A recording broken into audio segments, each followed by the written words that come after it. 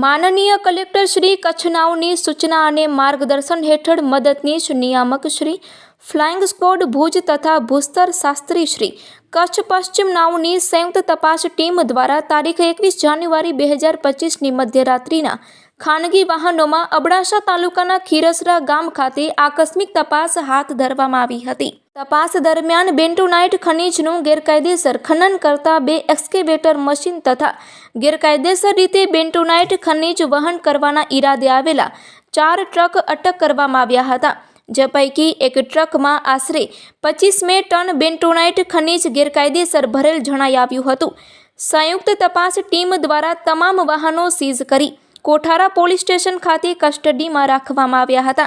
તથા સવાડવાલા વિસ્તાર ખાતે થયેલા બેન્ટોનાઇટ ખનીજના ગેરકાયદેસર ખનનથી થયેલા ખાડાની માપણી હાથ ધરવામાં આવી હતી।